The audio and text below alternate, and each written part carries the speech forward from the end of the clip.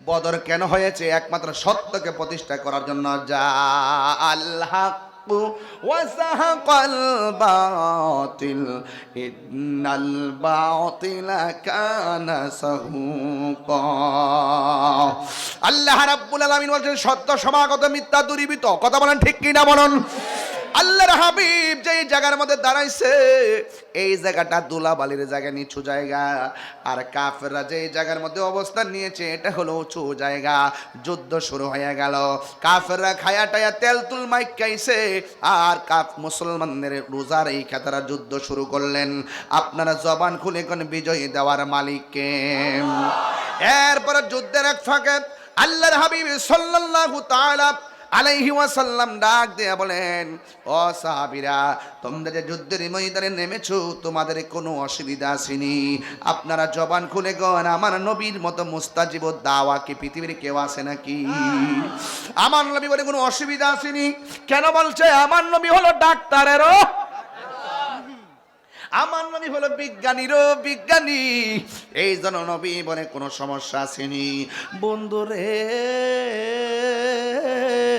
ও এলাকা কিন্তু একটা সমস্যা আছে। কয়ে কি সমস্যা আছে? কয়ে কাফেরদের পিছন দিক দিয়ে সূর্য উঠেছে, আর মুসলমানদের চোখের বরাবর সূর্য উঠেছে। কাফেরদের চোখের মধ্যে সূর্য লাগে না, আর মুসলমানদের চোখের মধ্যে সূর্য লাগে। এই জন্য কাফের তীরের আঘাতও দেখি না, কাফের পাথরের আঘাতও দেখি না। এই সূর্যের তাপের কারণে আমরা চাইতে একটু অসুবিধা হইতেছে। ওই মুহূর্তে আল্লাহর হাবিব দুইটা হাত আল্লাহর কাছে বাড়ায় কয়, আল্লাহ, ও আল্লাহ, আমার সাহাবীরা রোজারাইকা দিনকে প্রতিষ্ঠার জন্য জিহাদের ময়দানে এসেছে, আর তাদের চোখের মধ্যে সূর্য লাগে। এই জন্য যুদ্ধ করতে অসুবিধা হইতেছে গো আল্লাহ।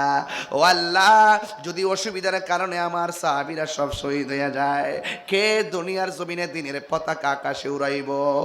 আল্লাহ রাব্বুল আলামিনের দরবারে আল্লাহর হাবিব যখন দুইটা হাত বাড়াইয়া দিছে, ওই মুহূর্তে আমার আল্লাহর হাবিব হাত বাড়াইতে দেরি।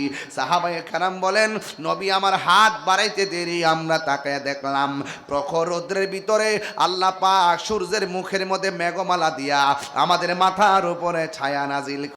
আমার আল্লাহ, আমার সাহাবারা চোখের মধ্যে ধুলার কারণে কিছুই দেখে না। যদি আমার সাহাবীরা শহীদ হয়ে যায়, তাইলে দিনের পতাকা কারে লইয়া উড়ামু?